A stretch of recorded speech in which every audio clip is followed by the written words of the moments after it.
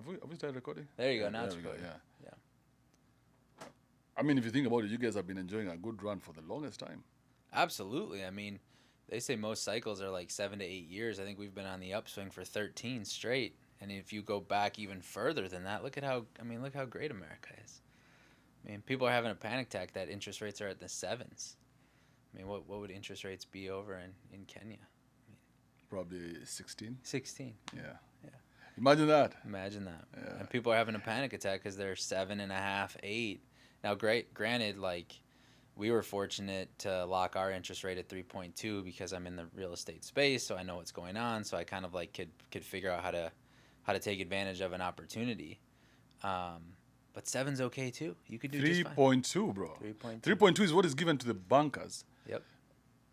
To take loans for whatever it is they want. Right. Yeah, those people who are the managers, in Right. fact. Yeah. Right.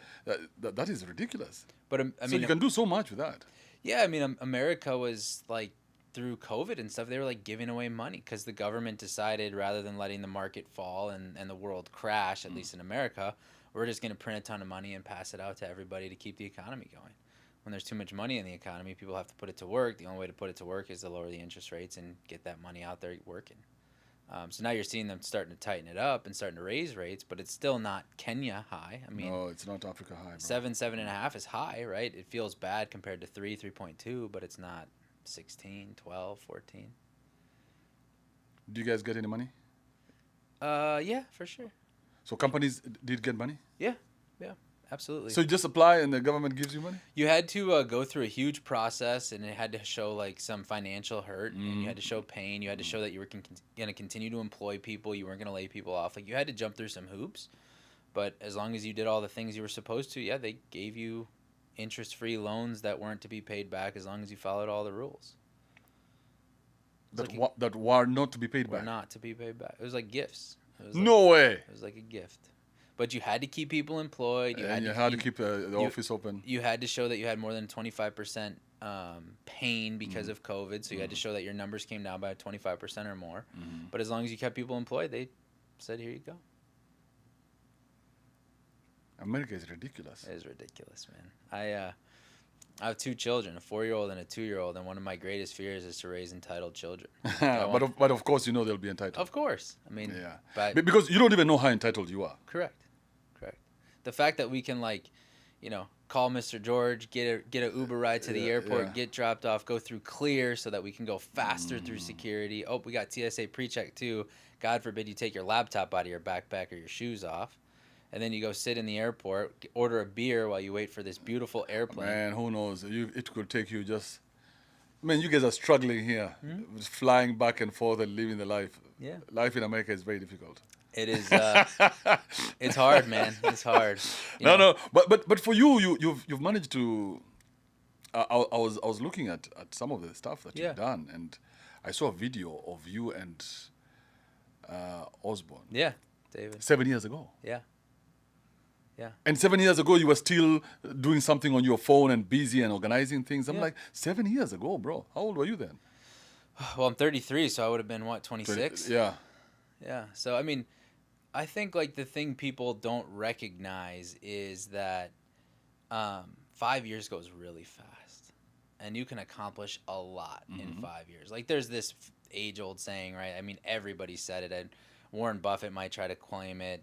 Elon Musk try to claim it. But it's that we overestimate what we can do in 1 year, but we underestimate what we can do in 5. I mean, look where you were 5 years ago. You weren't here. I mean, pre-COVID. Oh, bro, I had no plans to be here. You had no plans. I had no... You couldn't have convinced me that I would be in America 5 years ago. Right. Yeah, never. I mean, now look at it. Shit. You're rocking the Longhorns hat. You got that's what's up. Yeah. Yeah. And you see the problem, the only problem I have when I wear this, I have a couple of these ones. Yeah. Different designs. Is that I don't know much about the Longhorns. Yeah. But I like the hats. You don't have to know much, man. So every time somebody meets me, they say, oh, how about the... I have one for the Cowboys. They say, how about them Cowboys? And I don't know what to say. I'm like, oh, okay. All you got to say is it's going to be an interesting season. It works every time, no matter how good they're going to be or how bad they're going to be. It's going to be an interesting season. It's going to be an interesting season. Yeah. All right. So 5 years ago, 7 years ago, you were working for Osborne. Yeah. Was it your first job? No, no, no. I was I've always been a worker. I've always liked money. When I was like 12, I started refereeing soccer games to make some money. When I was 14, I started doing some other things to make some money. By 16, I had 2 jobs. Like I just have always loved money because to me, money is freedom, right? So I would go to my mom when I was 16 and say, "Can I have some gas money?" And if the answer was like, "Hey, I already gave you your $20 allotment for the week or whatever," then I lose the ability to drive, right? So if I don't have to ask somebody for something, then I don't have to. Then I'm free. Then I'm free to do what I want, when I want, with whomever I want. Now, I had to follow the rules that my parents laid out for me. You have to follow the laws that are laid out, and or at least push the line of the laws that are laid out here in the United States. But money creates freedom, and my number one driver in life is freedom. I want to do what I want, when I want, with whomever I want, however I want to do it, and money gives you that freedom. And so I've always been really, really motivated by money because to me, it represents freedom. It was clear from the time you were 12. Yeah. It was freedom. Shit. It was freedom. Yeah. It was freedom. So for you, it's always been the driving force. Let me get my freedom. For me, it's always been about freedom. Yeah, it's always been about freedom. So when do you start working? So like officially, I mean, like formally. Yeah. So, born and raised in a small town in Wisconsin. Great, amazing middle class parents. My dad's actually about to retire from working 38 years at the same company. He's been there 38 years. Which is mind-blowing, right? It's ridiculous. It was I can't wrap my head around it. He started there out of college. That's all he's ever done. Like, it's mind-blowing. Worked his way up the corporate ladder. They've provided for him well. He's 38 years, though? done amazing. Yeah, it's amazing. Uh-huh. It's amazing. So, great, amazing parents. I have a younger sister who's very driven, just like I am, but she's the opposite. She's brain smart. I'm kind of street smart. So she went to West Point. She's got 2 master's degrees. I dropped out of college. So when I was in high school, I started working at a country club back in Wisconsin. I worked as a locker room attendant, which basically means you clean shoes and see a bunch of naked dudes complain about their life, yeah. right? Like, hey, where's the spray sunscreen? I'm like, yeah, God forbid you have to spread the sunscreen on your arm. Like, yeah, got it. And then you get them the spray sunscreen. They're like, hey, the floor is really slippery now. So yeah, okay, got it. Now I got to clean the floor. So I started working at this locker room, and it was amazing because you sit in this little corner of the locker room in this little room, and there was like one of those like pass-through doors, like kind of like you'd see at a restaurant, like a bar, and they would set their shoes there, and then we'd clean the shoes. But when you sit there, all of a sudden you hear all these conversations, right? Hey, what's going on in the stock market? What's going on in your business? What are you thinking about hiring? Like, how's your family? And you just get to be a fly on the wall and listen. And I was also fortunate to be there with like 3 of my best friends. So not only did we have a blast, not only did we make good money, but we also learned all this stuff. Okay. And so one day I was sitting in the locker room, and this guy comes up to me, this smaller, like my height, 5'6", 5'7", white Jewish guy comes up to me and asking me what I want to do. I'm like, yeah, I don't know. I want to own businesses, whatever. And as he's walking out of the locker room, he looks at me and he goes, there's a million ways to make $1 million. I was like, well, I thought there was like 5, like doctor, lawyer, start a business, win the lottery, and like play professional sports. And I'm like, 0 for 5 on those. So like, tell me more. Like, what do you mean? And he's like, look, man, I started a hair care product accidentally that was picked up by Walmart and became the #1 hair care product for African American folks in Walmart stores. This little white Jewish guy from Wisconsin.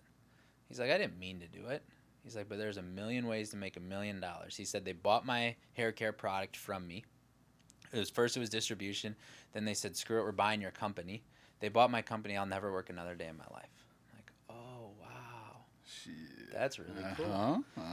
Then I met this other guy who was doing custom T-shirts and vinyl signs. So these guys are just comfortable speaking to you? Well, because you start to like build trust with these people, right? You're sitting in the locker room. Oh, they've seen you so many times. Yeah. And the other thing I'll tell you is like I always show up as servant-based leader. So what can I do to help you? Like there was literally a time where a guy said to me like, dude, my dress shoes just broke. I'm supposed to go to a nice dinner after this golf tournament. What do you think we could do? I'm like, Allen Edmonds is 20 minutes up the road. What size shoe are you? What color do you want? I got in my car. I drove to Allen Edmonds. We got him new shoes. We got back before his golf round was done. And there, sitting in front of his locker after he got done playing golf, was a brand new pair of shoes. So it's just like find the way or make the way. Do whatever needs to be done to serve people, and the world will serve you in return. I've always showed up that way. And when you serve people, bro, you're going too fast. Find a way. yeah, find the way or make the way. Find the way or make the way. Yeah, okay. Those are your two choices, right? Like everybody else will say, like, well, you can complain, you can choose something else. Like, no. If you want something, find the way or make the way. Those are your only two options if you want it. Now, if you don't want it, then don't do it, right? But I've always looked at where there's a will, there's a way. So we'd have like these crazy ass requests in the locker room, right? These guys would come in, and it was like it started to turn into a challenge. It was like, how crazy can we ask for some shit to be done, and then will they pull it off? And we pulled everything off. Like, I don't know, we washed cars in the parking lot. We got new shoes. We got a guy a new belt that matched his golf shoes. Like, we just did all of this crazy shit. And what we realized was, if we increase the experience that these guys have with us, they will become more vulnerable with us. They will share more information with us, but they will also pay us more. Because we were like, you know, minimum wage, which is in America like $8 at the time, right? Yeah. Like poor pitiful me, like minimum wage was $8, right?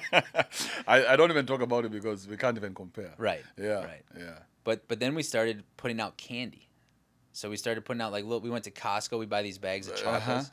And we were paying for this all by ourselves. Like the country club wasn't picking up this stuff. We were doing it all by ourselves, and the guys knew that. And so then we put a little... so they know that you're trying to make their stay as comfortable as possible. Absolutely. Yeah. They knew we were doing whatever it took to make their lives better. So we put a little tip jar out, and all of a sudden, like, this tip basket just starts getting filled and filled and filled. And, like, the next thing you know, like, you know, with these young 16, 17, 18-year-old kids, like, just making bank at a country club and playing golf for free on Mondays. Like, it was the best gig in the world. Oh, yes, because the caddies get to play on free on Mondays. Yeah, it was the best gig in the world. So we got to play for free. So you get to play for free, and you get to work in a place where you're making the money that you want. Yeah. Because you're making the way for yourself. Correct. Which I believe everybody has the ability to do. Now, there's so many people in the world that will say, I can't. Or my salary is this. If Mr. George picks me up from a ride and he's got Evian water in there and he's got my music on and it's 6 a.m. for a flight and he brings me the Starbucks coffee I want, he has created an opportunity to make exponentially more money than that fare was. Yeah. Because he's provided an experience, and people want experiences. And so from that country club, I met this guy who owned a T-shirt company. So they printed T-shirts. So, you know, like Texas Longhorns on the front of a shirt, that's what they did. And he's like, hey, I need somebody to help me run my T-shirt shop. Are you interested? I was like, not really, but sure, let me check it out.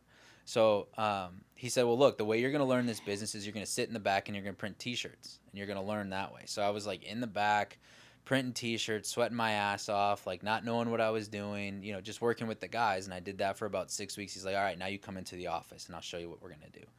And I started working for him and helped him build his little T-shirt company and was like kind of his right-hand guy so that he could do what he wanted when he wanted. I was hustling. I was probably working 65, 70 hours a week, coaching soccer on the side, still going to college. And one day I had to leave early, right? I had to leave at 5 o'clock to go coach soccer, and he started giving me shit about leaving early. I was like, fuck you, dude. Kicked the door, walked out the door, never went back. Said, fuck you, man. I'm pouring my heart and soul into this business that's not even mine. I'm showing up on Saturdays. I'm showing up on Sundays. I'm doing whatever it takes. You know, how dare you challenge me? Yeah. And I went and started my own T-shirt company and started doing it myself. No way. Started printing T-shirts, doing vinyl Because signs. now you knew everything that you needed to know, right? I found the way or made the way, man. Even if I didn't know it. There's YouTube, there's Google, there's books, there's people you can go meet. Like, the world is full of information. All you have to do is ask. And so I just figured out how to do it myself. So we started doing it. And one night it came down to, do I go take this test for this class that's costing me $3,000 a semester, or do I print these T-shirts for Aurora, which was a hospital up there, for their run walk that was that weekend, and make $3,000? And I was like, it's a no-brainer. It's an easy choice. Yeah. So I dropped out of college and just started focusing on this little like business I had. And this time round, where is your dad? Is he wondering about your choices? You know, the thing that I'll give my parents a ton of credit for is they've always challenged my choices, but if I've rebutted their challenge with logic and intent, they've always allowed me to choose what I wanted. So they would make sure that I was thinking about all of the potential outcomes. They would make sure that I was processing the information, and then they would leave me with my choice. Just to make sure that you know exactly what that this is what you want to do. I think it was more than anything to show me that when you make a decision, you then control the outcome. Like, so whatever happens, you're owning this. Okay, you drop out of school, that's great. What are the downsides? What are the upsides? What's the good? What's the bad? Okay, great. You own this. And they've been amazing like that my whole life. But my dad, as we were talking earlier, I mean, he's just about to retire after working 38 years from the same company. From the time he graduated college to today, when he's going to retire September 9th, he's been at the same company, same business. Man, that is so impressive. It's amazing. That is so I mean, imagine the drive to be there every day for 38 years. And to start from a painter for the company in summer to a property manager to like overseeing all of their commercial and industrial buildings and the maintenance that goes with it. Like he's done exactly how I've lived my life, find the way or made the way, but he's done it in a, you know, like you ever go bowling? Mm-hmm. He's done it with like gutters up or bumpers up, right? So you can't get a gutter ball. I'm like, yeah, fuck the bumpers. I'll just get a gutter ball. I don't care.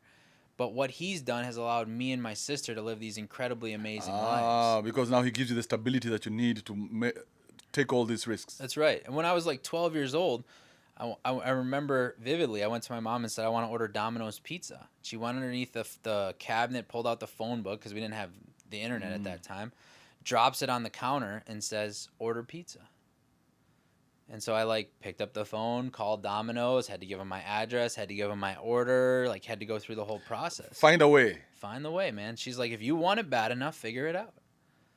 And that's so cool, man. It's amazing. I mean, and those little nuggets, those little lessons we get from our parents or the people we spend time with, or, you know, I tell people all the time, like, there's something you can learn from every single person you come in contact with every day. Like, we're here in this incredible studio. We can learn about audio engineering from these folks. We can learn about video from these folks. I walked in Target and there was like a security guard, like with, you know, full combat stuff. I can learn combat from him. There's like something I can learn from every single person I come in contact with every day, even if it's a homeless guy, even if it's a janitor, even if it's a, you know, a flight attendant, the pilot, the president of the United States. It doesn't matter. Every single person has one thing that they can teach you if you're willing to receive it. And what I've really focused on is what is that one nugget, and then how do I apply it? Because we love to consume information, we love to consume content, but we never apply it. We read all these books, but we don't do shit about it. We watch all these Instagram videos, but we don't do shit about it. Because it's easier to say, oh, I want to take that risk, and I want to talk about taking that risk. But the second we take the risk and we fail, we are seen as like failures by society. Because we don't celebrate failure here in America as much as I think we should. What do you mean celebrate failure? I mean, look, the only time you fail in your life is when you took a chance at something that was hard. Mm-hmm. How much guts does it take to take a chance? Like, when you came over here from Kenya, yeah, how much risk did you take? A lot. A lot, yeah. But if you failed, what happened? You wouldn't die. No. You wouldn't have been homeless. You would have found a way to get your ass back home to where it was safe and comfortable. Mm-hmm. But, like, by taking that risk, look at the life you've created for yourself. Look at the opportunities you've opened up. Look at the things you've seen. I mean, look at us. We're sitting right. here discussing with the CEO of Gobundance. I mean, it's all about taking risks in life. My daughter gets on a bike and falls. Most people are like, oh, my God, are you okay? I'm like, hell yeah, great fall. Let's get back on that bike. Let's go.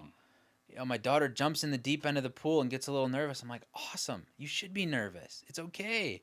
Let's do it again, right? Like, celebrate failure, because failure is a sign that you are taking chances to push yourself and expand your limits. Going out of your comfort zone. That's exactly right. That's exactly right. If you do not fail, it's because you're not taking risks.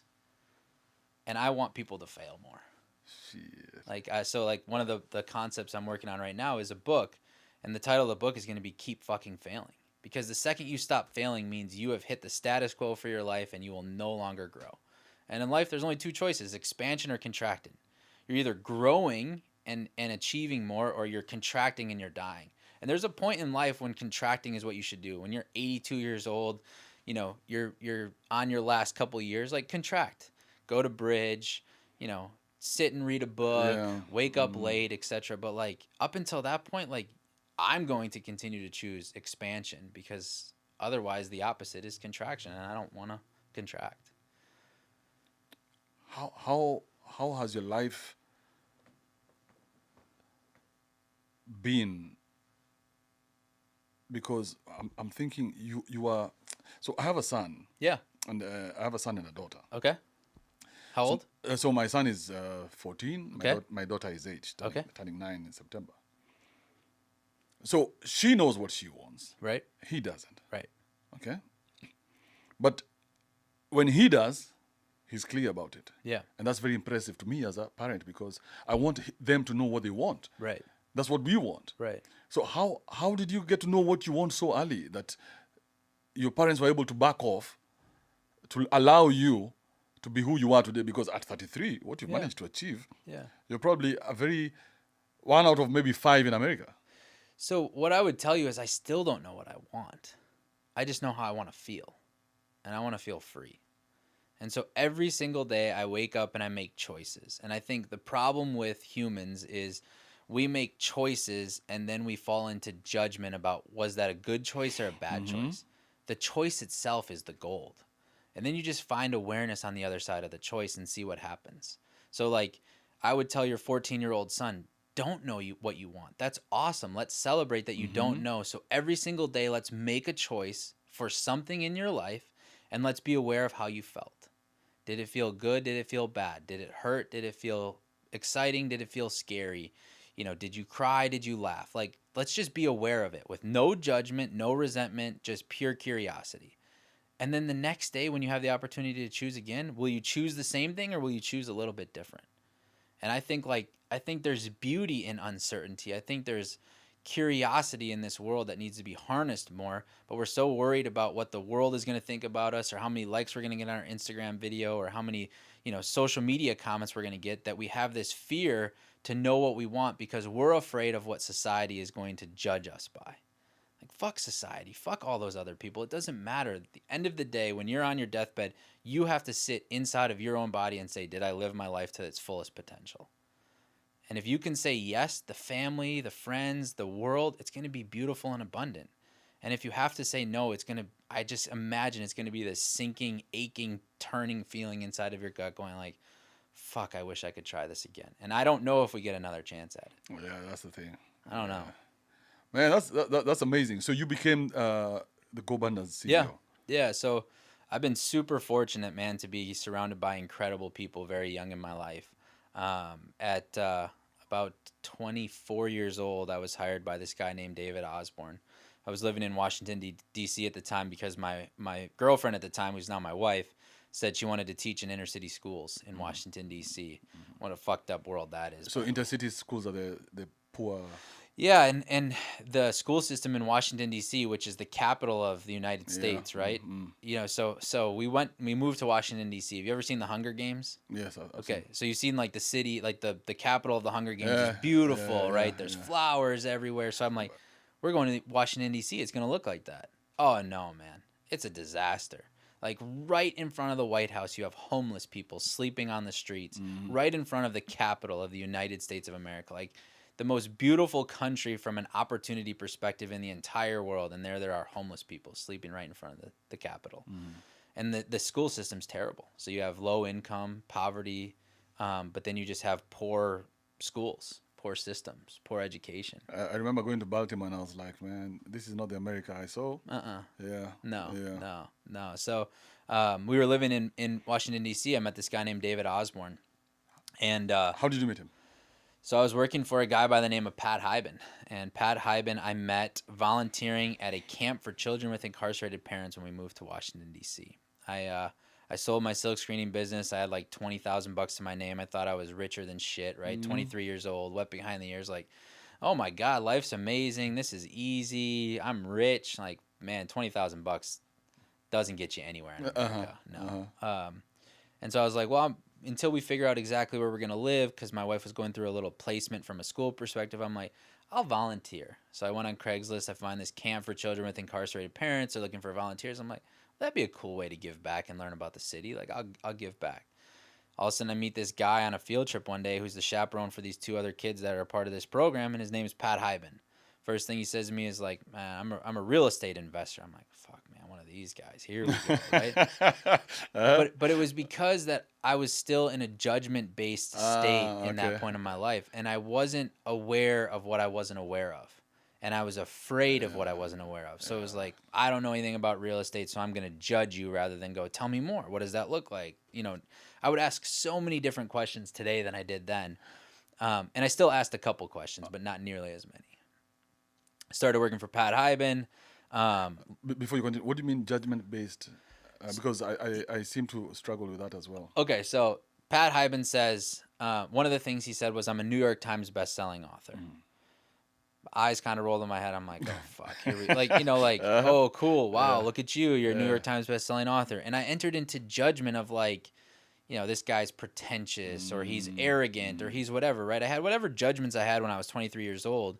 But judgment is limiting. The second you enter into judgment, you reside in this box, and all you can see around the four sides of you is all of the judgments you have, which is essentially a shadow of yourself. But that's a whole deeper concept that I could talk about. Rather than being in curiosity, like, wow, you're a New York Times best-selling author. Tell me about that. Yeah, exactly. What did it take to do that? What did it feel like? How did you write your book? And now here I am wanting to talk about writing a book. And I'm fortunate I still have the relationship with Pat and David, these guys who are New York Times bestselling authors, so I can go ask them the questions. But had I not crossed paths with those people again, I now lose that opportunity for the rest of my life to learn from that one human, their genius. Because I entered into judgment and said, like, arrogant fuck, he's a best-selling author, right? Rather than going, wow, dude, you're a best-selling author. What made you want to write a book? Because what he wanted to write a book was to show people how you can escape the rat race, if you will, of selling real estate so that you can have freedom of time with your family. Like, if I would have asked that question in that moment at 23, you know how much more powerful I would have been 23, 24, 25, like 26, 27, 28. Instead, I like waited to learn that lesson until I was 26, 27. Now, I still am very fortunate to have learned the lesson, but I wasted 3 years by not being curious and entering into judgment. Okay. So, like, another great example is I'm married, so my wife leaves her shoes by the door. And I'm like, why did you leave your shoes by the door? Like, we don't leave our shoes there. And I'm like, judging. I might have lost the opportunity to say, hey, it looks like you must have been in a rush coming in the house. Your shoes were left by the door. Is everything okay? And she says, oh, no, everything's not okay. Rylan, our daughter, threw up in the car on the way home. Seems like she has a stomach bug. She's in bed sleeping right now. That's why the shoes. That's why the shoes were there. But instead we go, why the fuck did you leave your shoes there? We enter into judgment right away. Like, and then now you turn off the other person as well. You turn off the other person, but you also eliminate all possibilities to learn and grow and experience and help and be aware, right? And I'm not perfect by any stretch of the imagination. I still make this mistake every single day, and I'm trying to improve on it every single day. But if I come inside and say, hey, Melissa, I see you left your shoes by the front door. Was everything okay? Because it's uncharacteristic. Uncharacteristic, exactly. Okay. So you meet Pat Hyben. Meet Pat Hyben. He says, hey, you're going to go volunteer at this thing called Gobundance. It's a mastermind. So this guy is honestly telling you now what to do. He's like, yeah. He's met the guy he wants to work with. Pat met me. He's like, you're going to go volunteer at this thing called Gobundance. It's a mastermind group. Now, I didn't know at the time what a mastermind group even was. I had to like look it up. I kind of thought it was like a circle jerk or something. Like, I didn't have any idea what a mastermind was. 23 years old. And I'm like, okay, cool. He's like, you're going to work 15, 16, 17-hour days. You're going to sleep on a couch because we rented this giant house in Orlando and there's only room for you on a couch or on the floor. But you're going to learn a ton. And I was like, okay, I'll go. Like, who am I, right, to not learn? So I went and volunteered at this thing. And I was around these incredible freaking humans. Ricky Williams was there, the Heisman Trophy winning running back from the Longhorns. Now you know something about the Longhorns. I know something else. There, you got that. So he was there. This guy named Rock Thomas, who was a trainer with Tony Robbins, was there. This guy named David Osborne was there. So I start meeting all these people. And here I am, 23 years old, asking them, would you like more water? Would you like more wine? Here, let me take your plate. Let me help you, right? Oh, you have a headache here. Here's some Advil. Oh, you need more sunscreen? Cool. Let me go to the store, right? I was just there as what we call the go crew, the volunteer, helping. And one of the last days, they went golfing. And David had asked me a couple questions, so he learned that I love golf. I'd worked at a country club. I was a caddy. And he's like, hey, we have an extra spot. Do you want to come golfing with us? I was like, man, I'd be honored to come golfing with you guys, but I'll caddy. He's like, no, we have an extra spot to play. I'm like, yeah, I hear you. I'm in a caddy. He's like, well, dude, I don't know that the course will. I'm like, they'll let a caddy on. It'll be fine.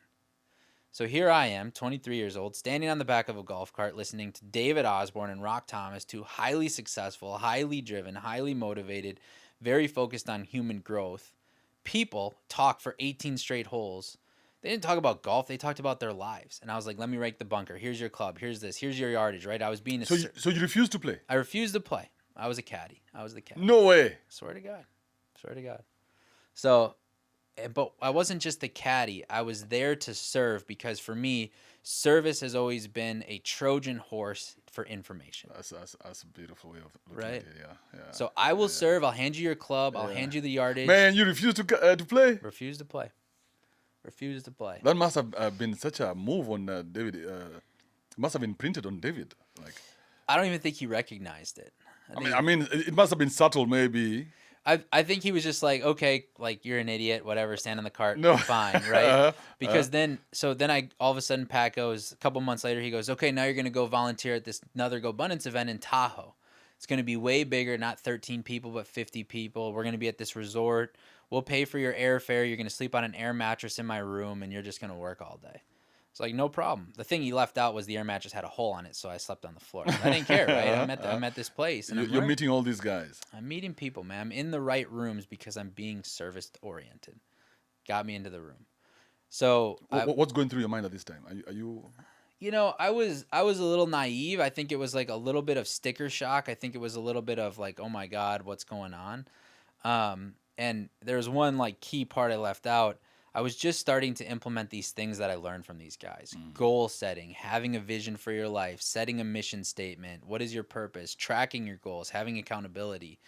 And I learned that from attending a class that David spoke. Pat said, you're going to go to this class and my friend is speaking. He's teaching. Okay, cool. I'll go teach this class. Or I'll go learn at this class. And I'm like, I dropped out of college, dude. I don't want to teach. I don't want to go to school. But I didn't ask questions. I just went. And David's speaking, and he's talking about, like, creating a life of your dreams. And I was like, okay, this will be interesting. And he says, you know, this is how you set goals. And again, judgment kicked in, and I started to go like, dude, I know how to set goals. I was a super competitive athlete. I've always had goals. I know what I want to do. I want to have $1 million before I'm 30. Like, I have goals. I don't need your lessons. I'm not going to learn anything. And, you know, he's this skinny looking guy. He's got his, you know, short sleeve polo or his short sleeve button down shirt tucked into his jeans. He's got a purple journal tucked into the back of his belt. Like, I'm like, yeah, come on, man. Like, what are you going to teach me?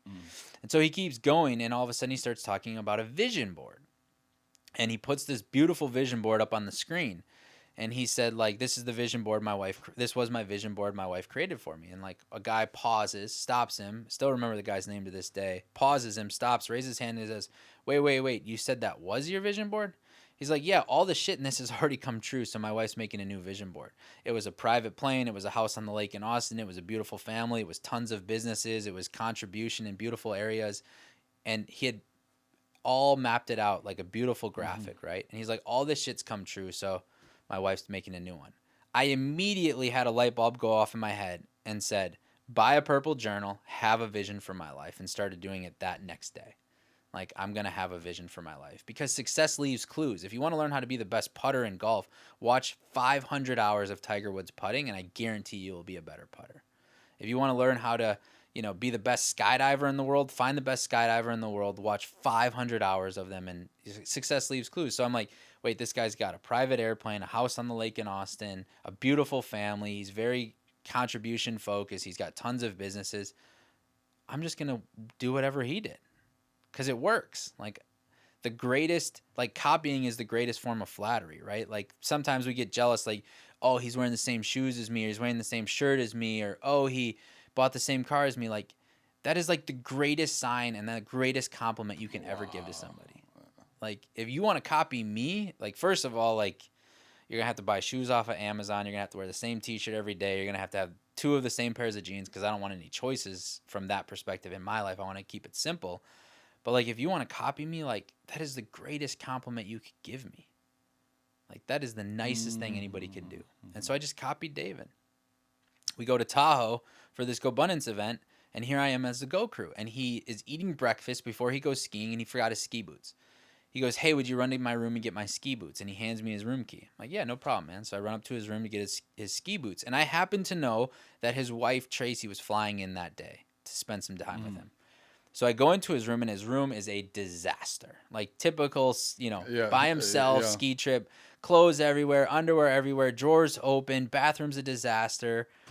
And I went downstairs with his ski boots, and I looked at it, and I'm like, man, it's going to be a weird question, but, like, would you mind if I cleaned up your room? I know Tracy's coming in, and I think you probably should have your room a little cleaner. He, like, looked at me like... Would you do that? He's like, kind of looked at me like, are you going to, like, smell my underwear or something? Like, he's like, what are you going to do, right? Like, kind of looked at me weird. He's like, sure, if you want to. Yeah. So I was like, okay, cool. When you go out skiing, I'll take care of it. So he went out skiing. I went up there, I folded his clothes, put them in the drawers, cleaned up the room, straightened up the kitchen area, made it nice. And when his wife got there, she was like thrilled, right? Like she didn't say anything like, Matt, thanks for cleaning the room. But he came to me later. He's like, dude, that was awesome. Like Tracy walked into this well organized, like she didn't have to go into clean mode or anything like that. Like, thank you. Like that was huge. So 2 weeks later, he called me just out of the blue, and he said, what would it take to get you to Austin, Texas? And I was like, well, it's funny you said that, man. On the flight home from Tahoe, I rewrote my 5-year vision. I said, I live in Austin, Texas. I work for David Osborne. And he's like, let's get you down to Texas. So I had never been to Texas. I had never talked to him about working for him. I literally wrote my 5-year vision, which I have in a journal to this day, that said, I live in Austin, Texas. I work for David Osborne. And hey. So you got the purple journal. Yep. Mine was orange, but yes, I got the journal. So you got the journal. Got the journal. What did you write on the journal? I had a 5-year vision for my life. Okay. I went somewhere that I felt creative and free, and I said, what could my life look like in 5 years? What would be exciting? I said, I'm happily married. We live in Austin, Texas. I work for David Osborne. I'm running his businesses. I'm investing in real estate. We bought a house. Like whatever was beautiful. And I have like my 5-year vision on my phone to this day that I look at one time a week at a minimum. And so like I could read part of my 5-year vision to you right now. And it's like, it's inspiring. And I think the mistake people make is they write their 5-year vision as check marks. I am a millionaire. Check. I am this. Check. You have to write it as a story so that you can train your subconscious mind, your being, to like be attracted to and draw to that beautiful world. Let me get my notes here. August. Okay. 5-year vision. Oh, this is my 20-year vision. Jeez, that's a little too far out.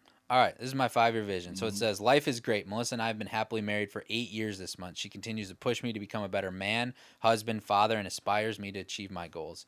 Being married is the second most rewarding gift in my life behind being a father.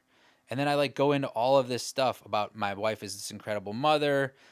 This is what she does on a daily basis. The summer in 2020 through COVID, when her mom taught her how to sew, has stuck with her for a lifetime. It's fun to go on dates. Our kids are our whole life. Rylan is 7, spunkier than ever. Bodie's 5, always on the go and wanting to ride his bike, play sports, explore outside, yet he's still a mama's boy. Charlie's 1 with a smile that lights up the room. We don't have another kid yet, but if we do, what about Charlie? That would be a cool name. Like, I just write it down as if it were true, right? Like, I just write it down as if it's a story. And then I say, like, moving into that house in 2021 allowed us to begin creating memories and traditions. So I literally wrote in my 5-year vision, we have a house on 1.5 acres and it's 4 bedrooms. So my 5-year vision a couple years ago was we have this house. All of a sudden, through COVID, we were like, we need to make a move. Austin's going to continue to blow up. We need to go get a new house. We find a house that we can build that happens to be on 1.55 acres. Happens to be 4 bedrooms. No way. Happens to match all of the stuff that's in my vision board. And it's all subconscious, man. It's all just your mind going out and getting what you want from your life. So like I get super clear on my 5-year vision. This is everything I learned from David. Personally, I'm healthier than ever. I've been able to keep my body fat at 8%, which I've never been, but I'm going to get to. Being a +1 in golf has allowed me cool opportunities professionally. Wait, what? What? You're a +1 in golf? No, not yet, but I will be in 5 years. What are you now? 8. God damn, you're below 10. Yeah, but single digit. Yeah, but like to go from an 8 to a +1's a lot. You gotta be really good. But I just think it'd be cool. Now, if I work my ass off for 5 years to go from an 8 to a 2, I didn't achieve my goals, but I still, like, you shoot for the moon, you land in the clouds, like, you're okay. Like, that life will be fine. But then I get really clear also on, oh, shit, I closed it here. I get really clear also on, like, what my financial life looks like. So our personal financials, my vertical income 750, my horizontal income, your passive, what you make laying down in bed every day is 1.5. Here's my net worth. And then I always end every single thing I do with it, which is something I learned from Ricky Williams, which is this or something better. Because I don't want to be limited to just that. I'm open to something better if it shows up. So I had a vision for my life. David brings me to Austin. He says, my world's a mushroom cloud getting ready to explode. Look over my shoulder. Take shit off my plate. If I'm right and you're talented, awesome. If I'm wrong, you can move back to wherever the hell you came from. So I was like, wait, heads you win, tails I lose? I'll take that bet. Like, I'm in. I'm in. Yeah. Right? And so I just started taking shit off his plate. 9 years later, I run his family office, oversee everything we see, do, and touch. And then over the last 6 months, I've had this really cool opportunity to step up and be the CEO of Gobundance, which is the organization that I used to be a volunteer at, standing in the back of the room, making sure people had water.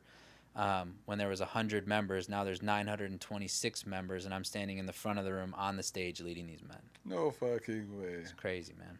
Crazy. Shit. No college, no speaking training, just watching, taking notes, learning, implementing. To this day. Wow. Isn't that... Would you say it's a set of fortunate circumstances, or it's just the way your life was meant to be?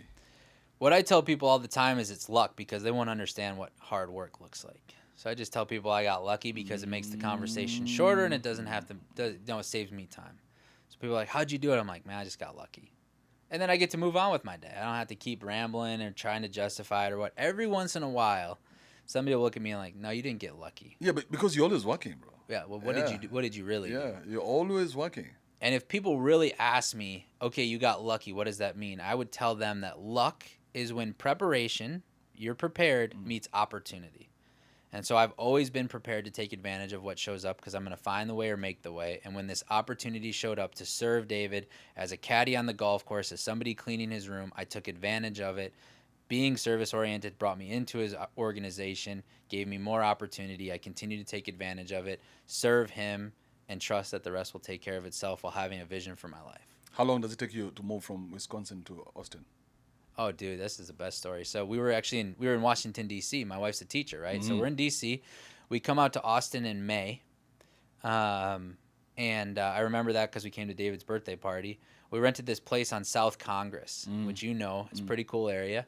And the Airbnb we rented had bikes. So the first day we get here, we start riding the bikes around town. We ride over the river. We see this beautiful city. And I look at Melissa and I'm like, we have to move here, right?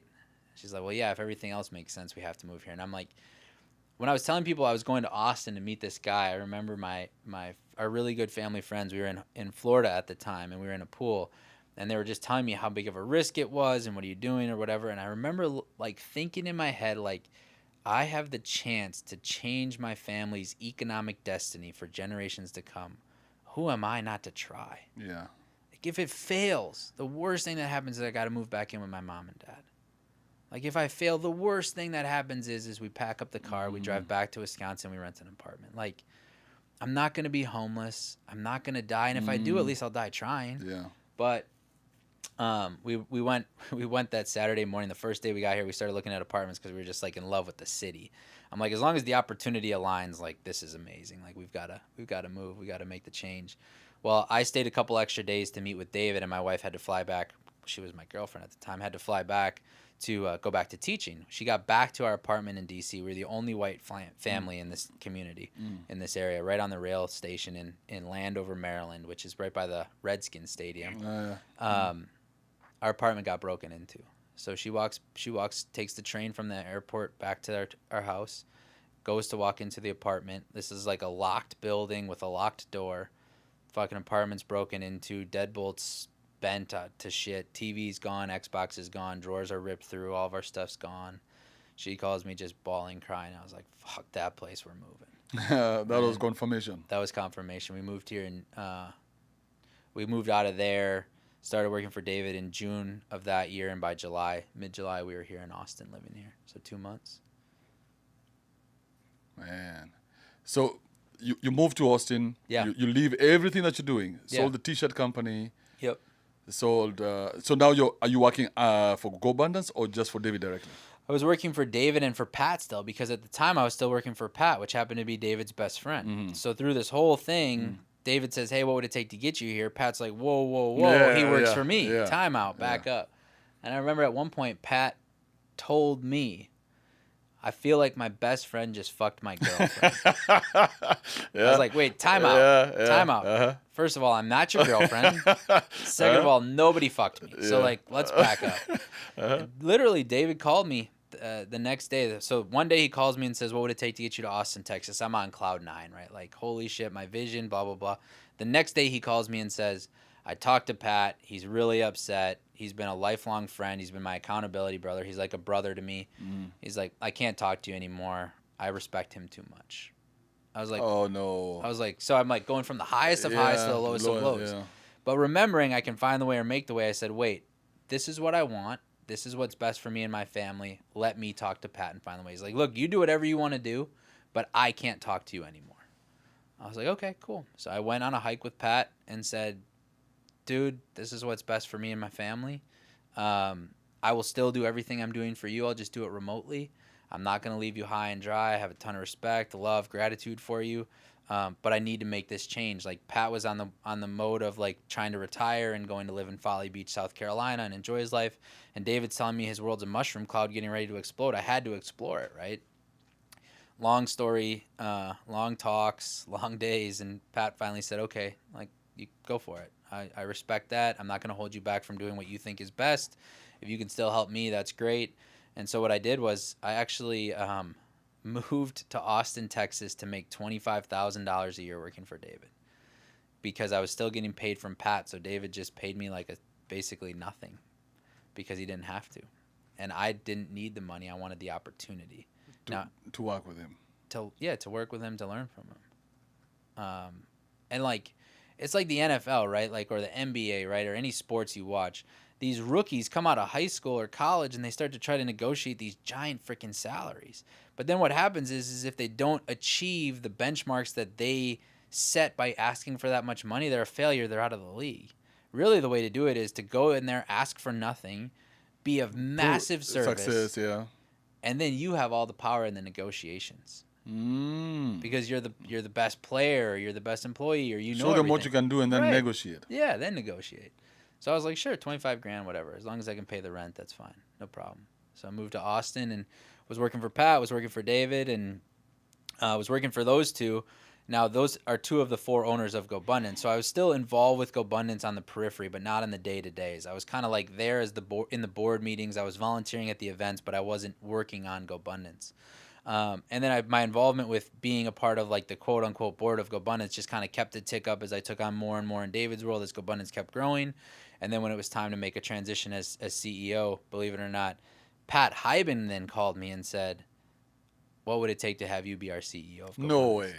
So like the whole So thing the original guy, he comes back full circle. Mm-hmm. And so now I was like, "Look, man, I'd be honored and privileged, but as long as I can keep doing what I'm doing for David, I'm not going to give that up." Like, one of my goals is to be so valuable to David that I'm next to him on his deathbed.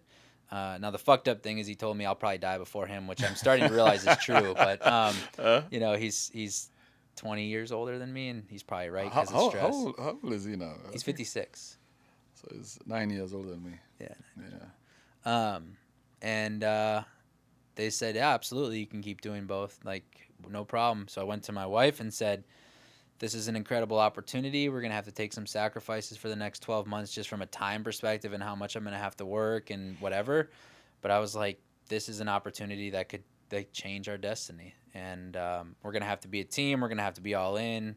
We're going to have to figure out how to have an office at home so I can be home a little bit more and not go to the office on the weekends like I was doing. Because like my kids and my life at home, like I only have one chance to be a dad, right? Once they're gone out of the house, like I'm not gonna get that When I come home right now, my 4-year-old and my 2-year-old run to the door with huge smiles, screaming, "Dad," and give me a hug. I'm not going to get that when they're 40. No, never. I'm not going to get there when they're 20. I probably won't get it when they're 12. So I'm going to Yeah. eat up every freaking minute of it right Yeah, now, right?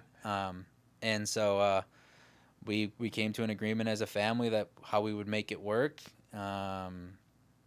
I recognized that I needed to start hiring talent around me. I've been very fortunate to get some really amazing people into our world, into my world.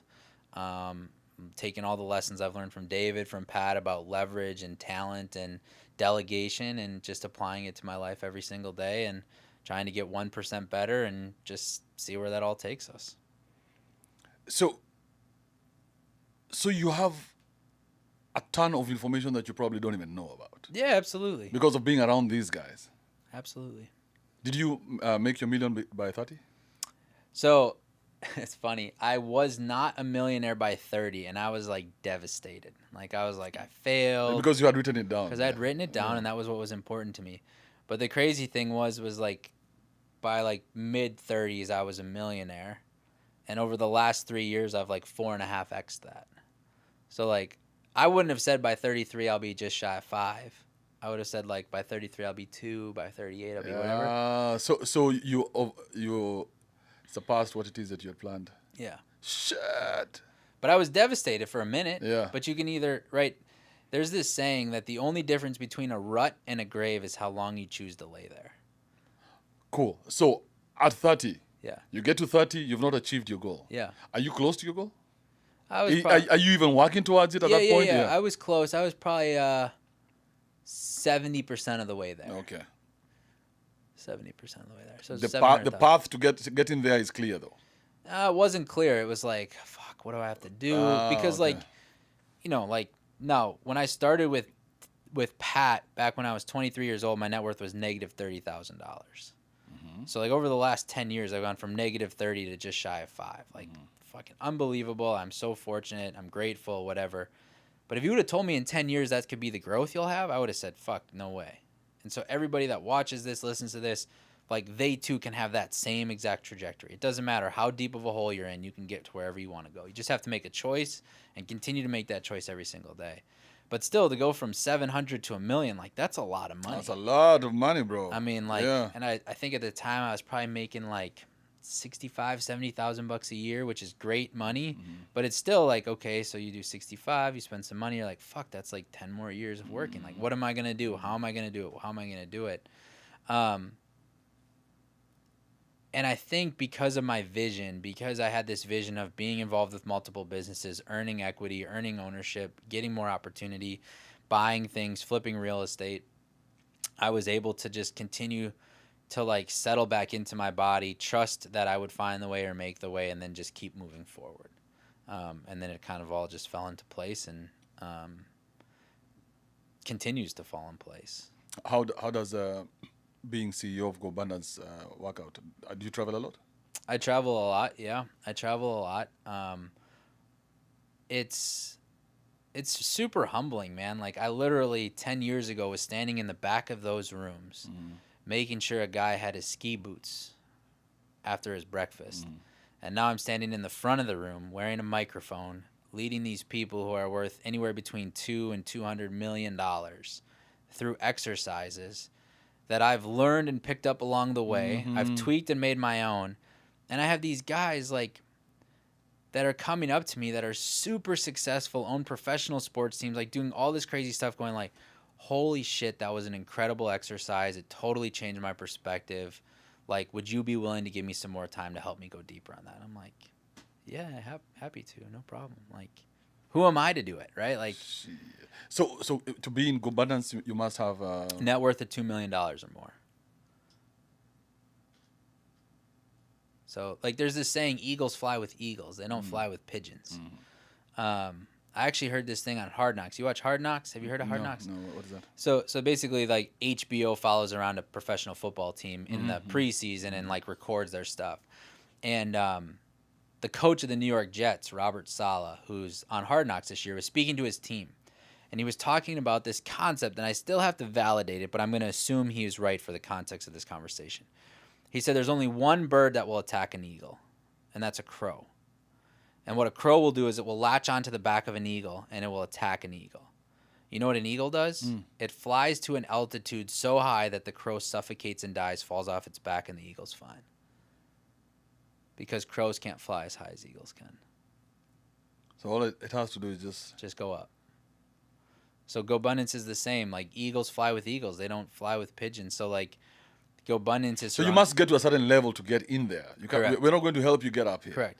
Now, we do have programs that help you get to where you're wanting to go, right? Because when I was negative $30,000 in net worth, if people didn't pour into me, show me the tricks, show me the tools, etc., I couldn't have gotten to where I am today. So you've got to give people the blueprint. You've got to give them the framework, but then they've got to earn a right to sit at that table with you, which is inside of Gobundance. So is there a smaller group? Yeah, well, like is there a group that is training? Yeah, yeah. So that's a merge. So like a merge is like you're emerging to that $2 million net worth. You're growing. And what a merge is it's more training and education. It's more around like, here's how you set goals. Here's how you have a vision for your life. Here's how you analyze deals.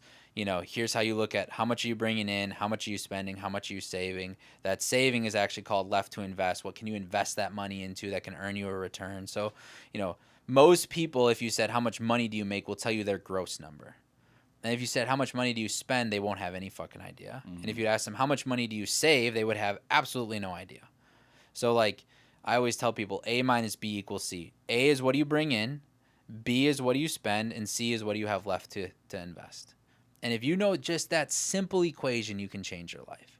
Like the number one thing Melissa and I did when we were not married, I read this book called Rich Couples Finish Last. I can't remember the name of the author, but he had this concept called DINKs, dual income, no kids.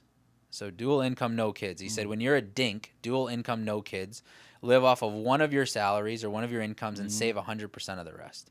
So at the time, she was a teacher. She was making more money than me. I think she was making like $45,000 a year, and I was making like 30 or 35 for Pat. So we said, okay, we're going to live off of my salary, and we're going to save everything from yours. By doing that one thing, we were able to buy a house when we moved to Austin, which I thought we'd never freaking be able to afford. Oh, let me back up. When we lived in Wisconsin, I thought my first house would be like $80,000 because that's kind of like the starter home back then in Wisconsin. Yeah. Our first house was $289,000 here in Austin, Texas. Like 1,200 square feet, 3 bedrooms, 2 bathrooms, 2-car garage, tiny lot, but Austin's just expensive. Yeah. By saving that money that we did for her when she was working and I was working, it allowed us to be able to buy that house. Buying that house, we fast forwarded 4 years-ish. That house went from $289,000 to $584,000 in value. We sold that house. We're able to then get into our next house. So like that one little thing, that 1 year of discomfort of living off of my salary, saving 100% of hers, changed the trajectory of what we were able to do financially. That one little decision. Man. And it's because I read one book, implemented it. Picked one thing. Picked one thing and implemented it. I said, for 1 year, we're going to live off of my salary, save 100% of yours. And she followed? Yeah, she followed. She's like, okay, cool. I mean, now, looking back, she was brilliant to follow because, heaven forbid, we wouldn't have gotten married or we wouldn't have, like, worked out. I would have been broke as a joke. She would have had all this money sitting in her savings account, so it was, like, a great opportunity for her. But the one thing I'll tell you about my wife, man, is I think she has been the number one driver for me. She's been the number one person kicking me in my ass, telling me I can do more, I can do more, I can do more. She doesn't hold me back. She's, if anything, she's been the person behind me saying, jump, jump, jump. And having somebody that believes in me that much, almost more than I can believe in myself at times, is what's given me the courage to continue to make choices in my life. You know somebody got you. Yeah, I know somebody's got me, but more than that, she doesn't even have to have me. I know she believes in me. All I got to do is believe in myself now. Like, if somebody believes in you, man, like, that feels good. Like, when George met you, he believed in you. Yeah. When I met George, I believed in him. When people believe in you, man, it feels good. Yeah, it does. And it gives you this little swagger, this little confidence. Like, yeah, I can believe in me too. Yeah. And every single day she believes in me. Nice, man. You're one of the lucky ones. I'm one of the lucky ones. Does she appreciate that now that you guys did go through all that and now you can enjoy some of these fruits? You know, I think sometimes she probably doesn't even remember all of those little things that we've done. She's not quite as goal driven or as vision focused as I am, But what's cool is I've made a process that brings her along in that journey, where every single year when I go through my goal setting process, I just casually will ask her, what do you want to do? What do you want to do? What do you want to do? And I'll make a goal for her that's her goal, my own goal. So go to Garth Brooks in concert. Like, I don't really like concerts. There's too many people. I hate overpaying for a beer, and I never want to stand in a line to pee. Like, so concert's not my thing, but it's her thing. And so by making that my goal, I can now help her achieve what she wants to do, which shows her that this life we're living is about freedom of choice, freedom of idea. And so, like, when it's like, hey, I have to work late, there's no, like, frustration or animosity. When it's like, hey, I got to go back into the office at 9 o'clock at night, there's no frustration or animosity, because we're working towards a joint vision together as a team. Why do you have such a shitty car? I love that car, man. You do? I love it. What's the story behind it? 2016 4Runner. It's not shitty. I'm just saying shitty. No, I get you. But I mean, comparing to your Compared wife's to my car. wife's car. God Yeah. damn. So, when I worked for David, I had a silver BMW. One of the first things I wanted to buy when I had my own business and thought I was God's gift to the universe, which I still am not, by the way. I bought this silver BMW, and my company was called All Out. So my license plate was All Out. And the BMW started to have a ticking noise. Like, there was a loose something in the engine, so when you would rev it up, it would, like, tick, tick, tick, tick, tick. And, like, the faster you'd rev it, the faster it would tick. And I would drive to David's house, and I would get there every day before 7 a.m. And he's like, one day he got sick of the ticking noise, I guess, and he was embarrassed that I was in this nice neighborhood with this, like, ticky BMW. Yeah. And I had, like, been doing a lot for him, and he's, like, wanted to do something really nice for me. And so he went out and leased me a 4Runner, paid for 3 years in advance, and leased me a 4Runner. Now, you know, if I had ever left him or whatever, it would have been his car. But still, he went and handed me the keys and said, here you go, this is your car for 3 years. So in 2016, he leased me that car for 3 years. And then when the lease came up, I bought it. No way. Yeah, so now it's kind of got like a sentimental value. value. Okay. But it's also, man, like, here's another one for you. So, I don't believe in spending a ton of money on things that, like, don't bring me joy or won't love me back or, like, won't help me, right? So people spend stupid money on shoes. Like, I still can't fully comprehend this shoe concept, right? Like, people are buying these Golden Goose shoes that are like $500, $600, $700, $800 for a pair of sneakers that look like they've been worn for 3 years. You can pick up at Goodwill. Like, doesn't make any sense to me. So I found these sweet high top black leather shoes on Amazon, $24. So I have 2 pairs in black, 2 pairs in white. So I'm walking through the airport one day, and this really cool guy comes up to me, and they were all beat to shit and stuff. He's like, dude, man, let me shine those shoes. Let me bring those puppies back to life. I'm like, okay, cool. How much is it? He's like, $25. I'm like, that is literally more than I spent on these shoes. Yeah. I said, I'll just go order another pair. I just don't, like, my car, like, it gets me from point A to point B. Yeah, but you don't have a problem spending money. No, you just have a problem spending money on yourself. On myself or on things that won't love me back. Like, I don't have a problem spending money on myself if it's something that will help me live more purposefully or be healthier or sleep better or perform optimally. But a car is not going to change anything for me. So, but the people around you spend your money. No, the people around me, like your kids, your wife. well, yeah, they spend my money, but, like, I would say it's our money that we spend together. Like, it's all a decision. Like, my wife's car, she didn't even know she was getting that car. I surprised her. No way. So she was in Wisconsin for the summer last year. That's one of the things we do every summer is the wife and kids go to Wisconsin. I go back and forth. And I was going to drive the dog up from Texas to Wisconsin in her car.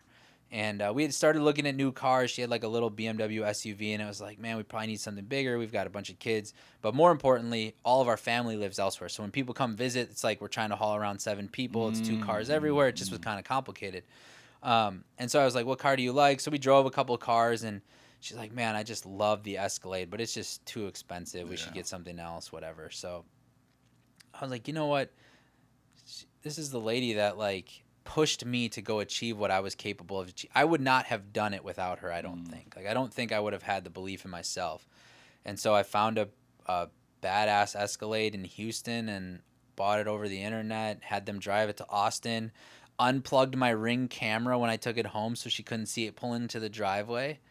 Got in the car, drove the dog and the car up to Wisconsin. Oh, because she can see it from, She can see it from Wisconsin. Uh-huh. Get up to Wisconsin. So she's trying to FaceTime me while I'm driving to see the kids. I'm like, hey, bad rainstorm, can't FaceTime, right? Because I'm in this car, right? Yes, She would have and, known. and she'll ask you questions once Yeah. she sees it's not the normal car. That's right. So Yeah. I was like, I can't FaceTime, too much traffic, like whatever. I'm just dodging. How many hours are you driving now? 19-hour drive. Shit. Uh-huh. Get up to Wisconsin. They're all inside. I pull up, go inside, and kids run to me, hug the kids, give her a kiss, drop keys on her lap. She looks at the keys and goes, "What's this?" I was like, "Oh, I just drove your car up. Here's your keys." She's like, "Why does it say Cadillac?" Mm-hmm. I'm like, "It's your car." She goes outside and like just Freaks out. Basically, almost starts crying. Nice. And it was just like bringing other people joy brings me joy. Yeah. And like being able to just like part of my 5-year vision was some days I sit in that front room and watch my wife drive away in that beautiful white SUV. And so when I saw this beautiful white SUV, I was like, well, fuck, it fits my vision. I got to do it. Got to do it. So would you say that you're sending the energy out into the universe? Yeah. Or it's you physically priming yourself to do what it is that you know you must? It's both. I would say that like you have to send the message out for God, energy, whatever, the universe, whatever you believe in to bring back to you. But you also have to be preparing yourself to receive it. I believe that we get in life every single thing we ask for, it just looks different than we thought it would. So we ask for a Christmas present. We think it's going to come wrapped in a red box. It shows up in a green box, and we don't choose it because we're like, that's not how it looked in my mind. The problem we make is we have so many judgments around the way things will show up that we're afraid to choose them if they look a little bit different. Every single thing we want or ask for in our life shows up. It just looks a little differently than we thought it would. Sometimes it looks like work. Sometimes it looks like work. Sometimes it looks sad. Sometimes it looks happy. Sometimes it looks scary. Sometimes it looks like if I choose this in 5 years, the actual thing I want will show up. But we're like, well, fuck, I wanted it now, so I'm not going to choose it. We have to be patient. What's the plan with Gobundance? Are you looking to go international? Do you want to start a Kenyan chapter? Yeah, man, I'd love to go international. My goal is, I believe that long term, if we can educate, impact, and help 10,000 hard-charging, high-achieving males become better humans, we can impact the world in a way greater way. So if we can continue to help these guys get 1% better every single day through connections, community, education, and experiences in every single country in the world will be a better place. And if I can leave the world a better place, and on my tombstone it says, Matt King left the world better than he found it, I think I did what I was supposed to do in this world. God damn. That's my goal. Man, you have a story. You know, the first time when I met you, I could tell there was something there. Yeah. I just didn't know what, because, I met you through George. Yeah, through George. And I'm like, so the first time we talked was when I was taking you to pick your car. Correct. And I went back to George. I told him, your client is actually very interesting. He's a very interesting guy. Yeah. Yeah. I wish we could do something. Remember we talked about guns I and remember. the state of America. Oh, yeah. And are we bringing Trump back? Oh, I remember. Yeah. I remember. And you were very vocal, and I was like, I've not heard that from you before, but that's very interesting. So I kept telling him, man, maybe we need to do something. Yeah. I just didn't know what. Yeah. So when I got to find out that you're the CEO of Gobundance, and I've been trying to tell George, let's do something like that for Kenya. Right. And I'm like, it's Matt who's the CEO. Yeah. I want that interview. I want to be the one to sit with him, because I've seen a couple of even videos where you have all these people you're talking to, and I'm like, Right. shit, I want to be part of that. Well, I think like what's really cool about what's really cool about Mr. George, I still call him Mr. George to this day. You guys do that talks in cars, right? Yeah. Everybody loves that. I mean, George is a character, man. That guy is That guy has crazy energy. he's a ball of energy, Crazy man. He's a energy, crazy man. dude. Yeah. But what's cool about y'all is you guys have always showed up service-based, but then asked questions. Every time I get in the car with you or George, it's not just like, how was your trip? What were you doing? Where were you? Who were you with? What did you do? What did you learn? Like, you guys are always so curious, so learning-based. And so, like, I just have loved that. And there was a moment in time where George and I got a little sideways, and I was probably not in the right headspace. He was probably doing, having too much fun in Kenya. And there was a little bit of a miscommunication. I was putting on an event for 250 people. I got triggered, and you reached out to me and said, just let time pass. It'll come around. And I said, well, what if I need this? What if you like? Just contact me. We'll make it work. I'm like, where do I pay? You're like, just keep paying George. And like, you knew that like, when you get around high charging, like emotional people, like in the heat of battle, sometimes like words get mixed, emotions get revved up, and things get a little sideways. But you were that like calming energy, like, dude, just be patient. It'll work out. And I was hot as shit. Jordan's hot as shit, right? Like, yeah, the two of you are hot, oh and I was God. like, I'm not going to mess this up over something stupid, yeah, right? Like just yeah, something yeah. so petty, something so stupid. It was. But like what was really cool to me was, I think you have this ability to see beyond like this dimension, let's call it. Like you're not looking at what's going to happen today or tomorrow. You're looking at like 5 years ahead. You're like a future vision viewer, right? Like you're seeing what's in the future, and you're like, man, don't be so petty. Don't worry about it. Like the future, it won't make sense to you now, but in this future, it will all make sense. It will all connect. I think you're that way as well. And yeah. And I think for all these successful people, you have to be that way, right? I think you do, but I think what's really hard is to do it for yourself. I think it's really easy to look at others and be like, man, just calm down. You're missing a point.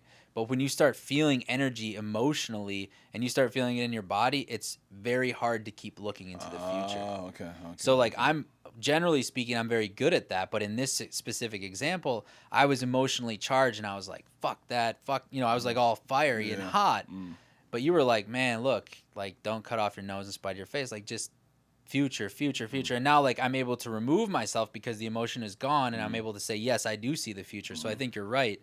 But I think we need people in our lives, like in Gobundance, like in what you do, like to call us on our shit and say like, wait, like, you're just being emotional. Take a breath, pause. You're losing an opportunity here. And I think like that was one of the things you did for me. And I'm grateful for it because I think A, we're going to be able to do a ton of cool things together. Oh, definitely, yeah. But B, you taught me a lesson. And I wouldn't have been able to learn that lesson if I was judgmental and, said, Andrew, what the fuck does he know? He doesn't know what I'm feeling or whatever. But you were able to teach me a lesson. And now that's popped up a couple times. And I haven't told you this, but like where I get emotionally charged about things. But your lesson was breathe. And you didn't even say this, but it was breathe. Let 24 hours go and then revisit it and see how you feel. And so now that's kind of like my new thing. It's like, man, I'm pissed at the neighbor. I'm pissed at this person. I'm pissed at that person. I'm like, wait, just breathe. Wait 24 hours and see how I feel. Most of the times I don't even care about it anymore. Yeah, right? after 24 hours, it doesn't really matter anymore. Right? Yeah. Like, doesn't matter. Now I still get charged and I'm competitive and I'm aggressive. And if people try to take advantage of me or, try to take advantage of my family, like I can get pretty hot. I can get pretty testy. But for me, it's all about just like breathing through it now. And I wouldn't have had that lesson if it weren't for you saying like, whoa, dude, calm down. Like, just be patient. Like, just be patient. I'm like, well, I want to solve it now. Like, I want to solve this problem now. You're like, dude, just relax. Be patient. You're a man's man because you want to fix everything. Yeah. You want to make sure it's been fixed. I mean, I must get it done. Yeah. I mean, we're like afraid of having this like unsolved puzzle in our lives. Like, no, it's okay. Just breathe. Just wait. Leave it alone for a second. That's what's beautiful about you is you're very much like just leave it alone. Like you'll be okay. Just breathe. Man, it's cool. So what's next? What's the future? How's the future looking like?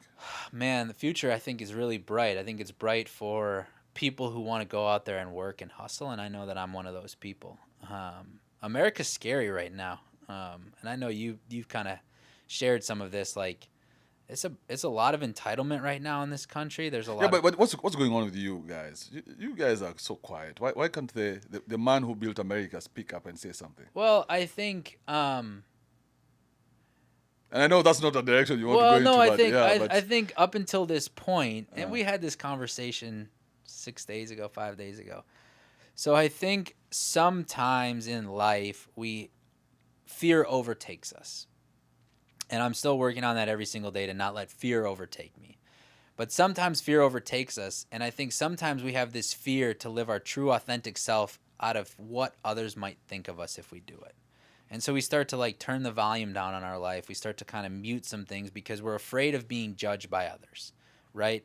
And I think that what is going on with me, what is going on with Gobundance, what's going on with just, I'll speak for me personally, is people like you have come to me and said, dude, you're doing yourself a disservice, but more importantly, you're doing this world a disservice to turn your volume down and mute yourself. Yeah.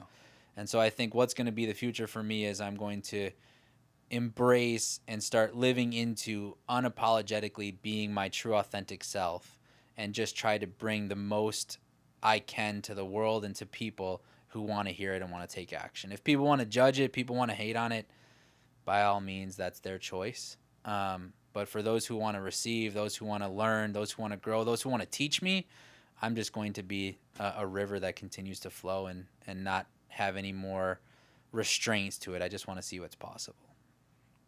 Are you going to run for president? No. No. Come on. There must be somewhere at the back of your mind. You must have thought about it. Dude. I mean, you're 33 and you've achieved all this. I could never run for president. I won't wear a suit. Those guys. You'll be the first one not to wear a suit. The only way those guys go to the White House is with those stuffy ties on and the white shirts. It's like, man. No, it must have crossed your mind, though. Never. No, it must. It must. I know you, man. There's been a day where I was like, yeah, would it be fun? Yeah. The problem is it's become such a position that has become so politically charged. I don't know that I would enjoy that for my family and I to be in this like spotlight 24/7. But if it was for the greater good, you'd do it. Maybe. Yeah, you would. Maybe. I know you would if it was presented that way. If I didn't have to wear a suit, I might talk about it. If I didn't have to wear a suit. I don't want to wear a suit, man. I just think people should show up as their true, authentic selves, man. So you and David don't dress up for anything? You dress up what the way you just... Most times. Now, if there's still every occasion where we're going to meet some super successful or like, going to a meeting where there's a dress code or like, there's still every once in a while where I'll go to my cousin's black tie wedding. I'll dress up. I'll look nice and stuff. But like 99% of the meetings and conversations I go to, I walk into the meeting with the mindset of if you don't accept me for who I am, I don't want to do business with you. Because I'm going to accept you for whoever you are, regardless of your gender, your skin color, your dress, your car, your food, your whatever. I don't care. I want to know you, inside of you as a human. What do you like? And, do my beliefs align with your beliefs? If so, great, let's do some business together, regardless of everything else.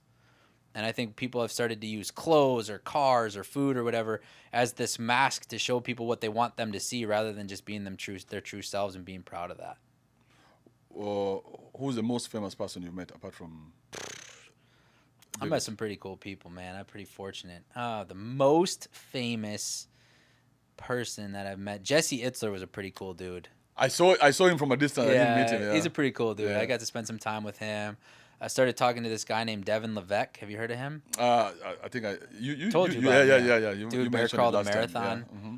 But like the most famous person that I've gotten to meet that I'm probably most proud of is honestly it's probably my grandfather that passed away, who wasn't famous in terms of the entire world, but was famous to his friends and his family for the way he lived his life. And to me, that's what fame's about. Like Instagram likes, Facebook followers, TMZ, like that's not fame, man. That's just a game. That's just a bullshit game.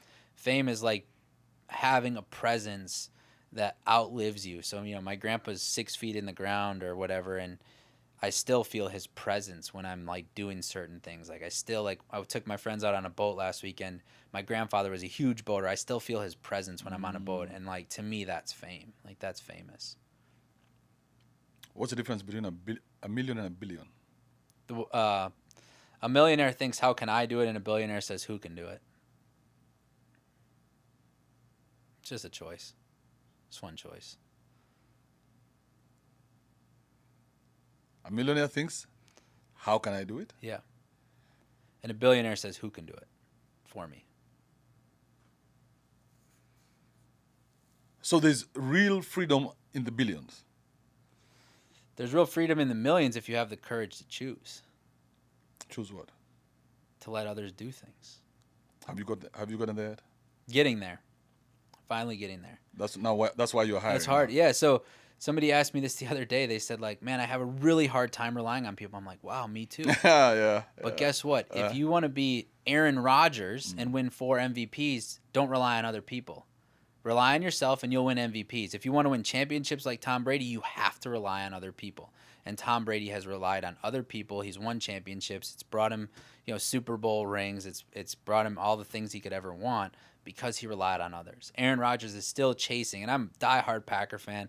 Aaron Rodgers has brought me some of the greatest joy moments from a watching football perspective in my entire life. But if I could look at him and tell him one thing, it would be like, when you find the courage to rely on other people, you will win as many rings as you want to win. God damn. Shit. Give my people a message. I'm trying to get you out of here as quickly as possible. But too, my message would be just like... let me give you let me tell you who they are. Okay. So they're young men who have had no one to mentor them. Yeah. Many of them are coming from single homes, right? Yep. And we've not been very successful as Right. the generation that went ahead of them. Right. So we've had nothing to tell them. Right. So what do we tell them? What do we say? I mean, these guys are just looking at us. They're just leaving high school. They're looking at us. Say something. Tell us what to do. Tell us what to think, how to think, anything. Just give us some information. Is there any nugget of wisdom you'd like to tell them? Because right now there's no location. We are all living on the internet. What I would tell you is keep fucking failing and keep moving forward. Don't fail and stop. Fail, go. Fail, go. Fail, go. And celebrate your failure. Continue to make choices in spite of it and be proud of everything you're doing. That's all you have to do, man. Just keep failing. The second you don't fail, it means you're living a life of mediocrity and just satisfaction for whatever the status quo is for you. And if it's like low income, single mother, poverty-stricken life, and you don't choose to fail, you're going to have that same life. But try to get out of it. Reach out to people like me. Reach out to people like you. Say, what would it take to earn a 30-minute Zoom call with you? And people will pour into you endlessly. The world is full of really great people. And if someone reaches out to you and says, what would it take to earn a 30-minute Zoom call with you so I can learn from you, and you don't respond to them, their life is no fucking different than it was the second they reached out to you. It's the same. Yeah. But if you take that Zoom call and they had the courage to reach out to you, their life could be changed forever. So reach out to people, reach out to authors, reach out to podcast people, reach out to myself, reach out to you, and just try to fail. Because if you try to fail, you're going to stumble on success too, and that will change your life. So I saw you talking to some guys, and I wanted to be in that room. Can you talk to me? Yeah. Yeah. Tell me what you see for my podcast and my I mean, you know a bit of it, right? Yeah. So what I would tell you is, I think that you have a beautiful message. You have a commanding presence about you that opens people up and makes people feel warmed and welcomed. I think that you're just still trying to fine tune and harness your true voice. And I think once you harness that voice and understand that you just have to show up as you, the world is going to flock to you in a way bigger way than you thought was possible. But you just have to be you. Nothing more, nothing less. So like talks in cars, you and George just shooting the shit, just be that. You don't have to stand on mountaintops and pound your chest and scream. You just have to be you consistently. The world will flock to you. God damn. And at 33, you know all this. At 33, I'm still learning you all don't this. You don't even know that you're 33. Yeah, at 33, I'm still learning all this, for sure. Do you remember you're 33? No, I keep thinking I'm 32, man. I keep forgetting. I keep screwing it up. I mean, if you'd asked me, I would have said you're 40 something. 33. The level of maturity that you have and your focus is super impressive. Thanks, But I'm sitting here talking to you. This is a dream come true. Same, man. I'm looking at the future of America. I mean, well, I can only hope that my kids someday have the courage to live an unapologetically awesome life. And it's an honor for me to be sitting here. Like, I don't even think I have a YouTube channel, and here I am with a guy with millions. What about that? Why don't you have? Dude, I've been afraid to live my true, authentic self. I've been afraid to be judged or questioned or whatever. And 5 days ago, when you and I had that conversation, I think we're gonna start to change some of that stuff and start to live an unapologetic life. But like, there's been things I've been doing in my life that I'm like afraid to post on social media. I'm like, hey, Rule number 1, this can be an epic experience. Rule number 2, no pictures on social media because I'm afraid of like what the world's going to think of me. Because you're still doing it yourself. Still doing it myself. Yeah, so you need to get to a level where who's going to do it for me? Yeah, correct. Yeah, because you see what happens with the social media. Because there are too many people out there you don't know. Yeah.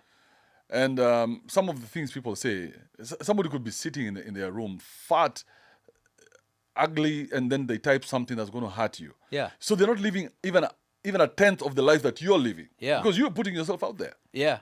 Right? Yeah. So you don't want to see that. So you get somebody else to do that work for you. Yeah. Yeah. Well, I don't even care if I see it because, the only people that hurt people are hurt people. Yeah. Hurt people hurt people. So that person sitting in that room being that keyboard gangster, really what they're saying is like, I am so sad and I am hurting. And the only way I know how to express that is by trying to be a tough ass and come after you. So there are two ways of doing it. Either you get somebody else to do it. Yeah. Or you become the bigger asshole. Yeah. Where it doesn't matter what they say, you have something bigger to say about them then.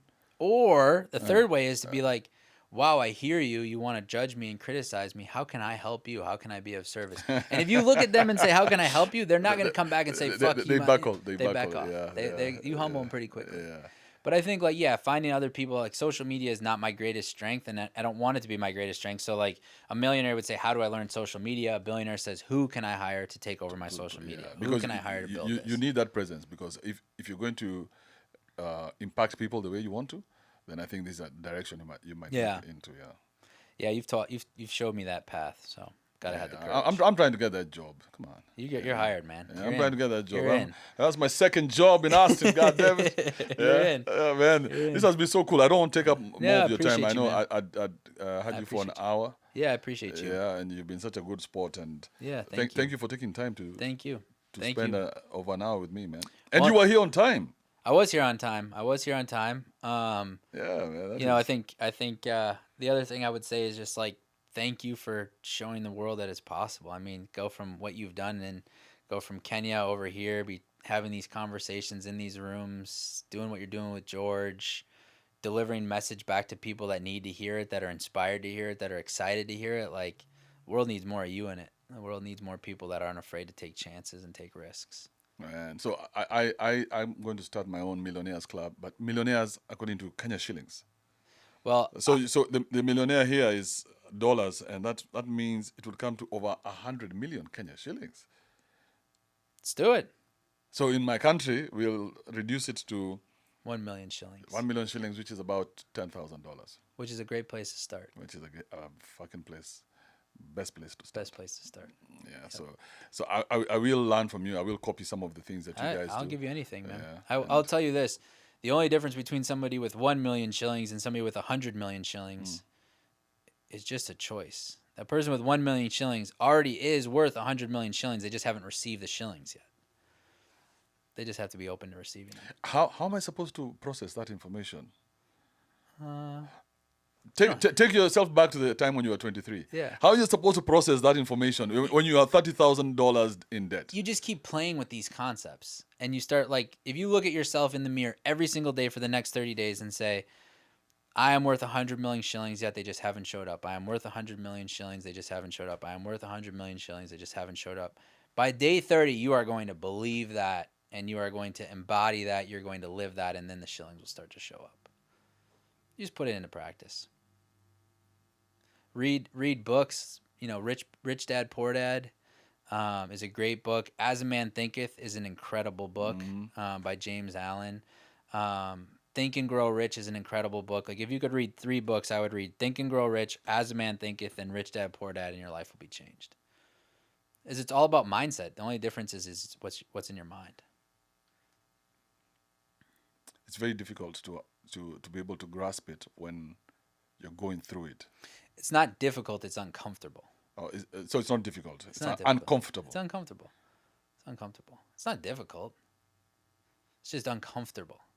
And we have labeled discomfort as hard. It's not hard. It's just different. Because the second you say it's hard, you're in judgment. And then all of a sudden you label hard because of everything you've gone through in your life and go, hard, do I really want to go through hard? Like, I probably don't want to do that. So if you change the word "it's difficult" to "it's different and uncomfortable," you now embrace the energy rather than push the energy away from you. And then it becomes like a challenge. Now it becomes a game. Life's all about a game, man. Just make it fun. Thank you, Matt. Thank you. Thank you, Matt King. I appreciate you coming. Appreciate you. This is, what are they called? I'm trying to remember the name of the studio. I wanted to give them a shout out. Porch 6. Porch 6? I think it's Porch 6, yes. It's a badass place, 6. man. Yeah. Yeah, Pouch 6. Pouch 6, not Porch. My bad. Yeah. So we're going to build a studio like this in Africa. And I think it'd be beautiful, man. I want you to bring all your billionaires and millionaires there. We'll put on an event. Nice. All right, man. Have you done an event in Africa? No, I'm in. I'd be on. You guys should do one in Africa. I'd be on. Yeah, we take you all the way to the Masai Mara and to the beaches of Mombasa. I want to see George's house, man. This that guy has built a massive house, bro. That's what I heard. Yeah, he's built a massive house. And then kill the goat in the backyard. Oh, yeah, there has to be that. Yeah. We'll give you the knife. I'm out. I'm out. You wouldn't? I don't think so. Would you slaughter a chicken? I don't think so. You step on the wings and pull the head and... No. I'll throw up. But you eat chicken, right? Yeah, I love chicken. A millionaire would slaughter a chicken, a billionaire would let you slaughter the chicken. Oh, man. Thank you so much. It has been my pleasure. I appreciate it. My pleasure. I think we'll close it up now. And who should we do next? George. I think you should put Mr. George in this seat. Do you want to interview him? I'll interview Mr. George. That'd be fun. That would be fun. Yeah, because you guys know each other for Get his ass out of the car and put him in a seat. That's what I would do. That's what's up. That's what's up. Thank you, man. Appreciate you. All right. Oh, man, you're such a good sport. I appreciate you so much, man. That was fun. Let me try to close this. 2 clicks. There we go.